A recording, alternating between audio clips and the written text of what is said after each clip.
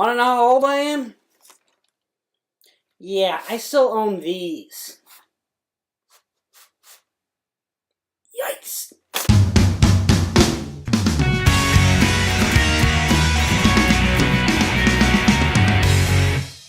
So we are back with our second review of our second Harry Potter film in this Harry Potter movie marathon.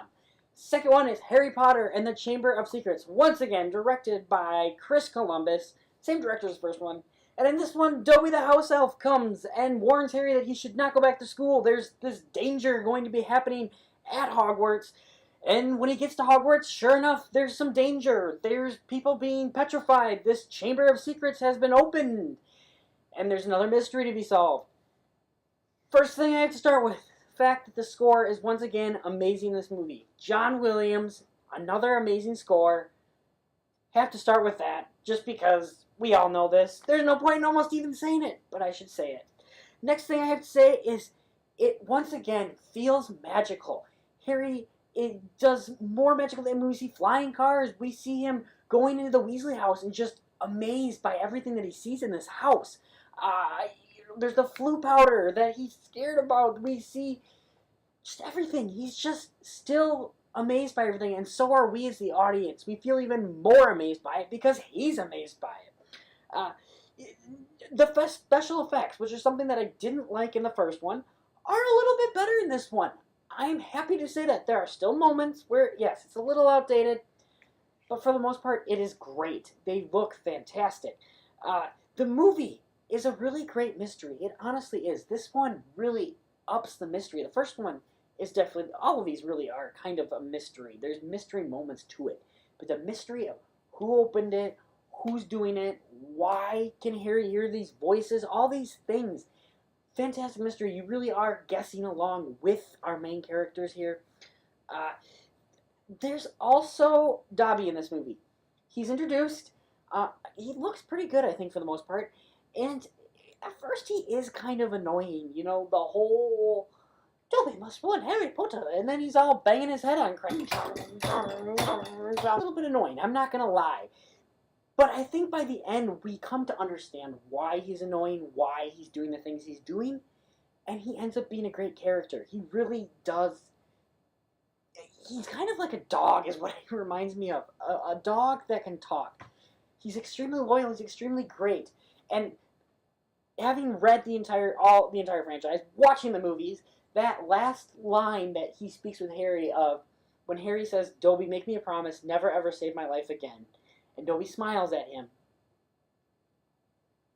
It kills me. I'm not going to say why. I don't want to spoil it, but he should have kept his promise. Why didn't he keep his promise? Anyways, Dobby, he's pretty cool. He's pretty awesome. He's actually a character that I really like. This movie, even though it's a sequel, and even though there's a little less character building, even though there's a different thing going on, it seems very similar to the first. We see Harry with the Dursleys. We see him go somewhere else besides the Dursleys. We see him go to Diagon Alley. We see him get on the train. Feast, mystery, Quidditch. I mean, everything feels very similar to the first. And I don't. It is a negative to me because it feels almost like the first one. Sort of. I think you get what I'm saying. So this movie also, I have to say, feels a lot less kiddish. It still feels a little kiddish for my liking, but it's a lot less. It's a little bit darker.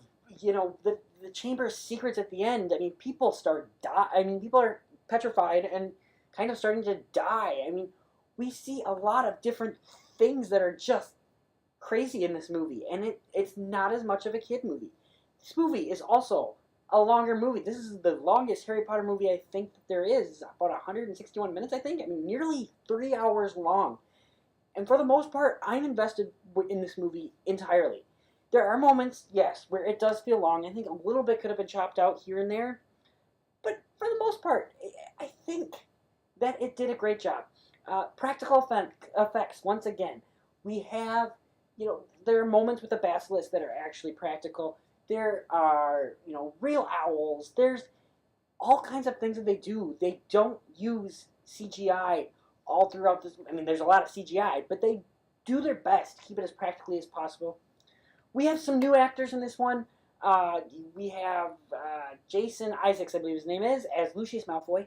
He's fantastic. There are moments where he's a little over the top and a little bit ridiculous, I kind of feel like, but I think it kind of worked throughout the franchise. Also, Kenneth Branagh, who plays Gilderoy Lockhart, he does such a great job at playing dumb. And then Pretty Boy, and just, he did such a great job, I think. Kenneth Branagh was a fantastic addition to this franchise. Even though he's only in this one movie, I think he did a great job. So there's not really much else to say. Pretty much everything I liked about the first one, I like about the second one. Pretty much everything I like about the pretty much everything I didn't like about the first one, I kind of don't like about the second one. The special effects got a little bit better, I guess, but I think I'm just going to give this one the exact same score. Chamber of Secrets gets 8 out of 10 for me. I like this one. I think I kind of like the first one. They're even for me. It's so hard to pick. But I really do like this movie. But it's the third one. Next one I'm going to talk about, that thing's really starting getting awesome. So guys, if you like this review, hit like, subscribe, share all that fun stuff. Tell me what you think of Harry Potter Chamber of Secrets. We will see you soon.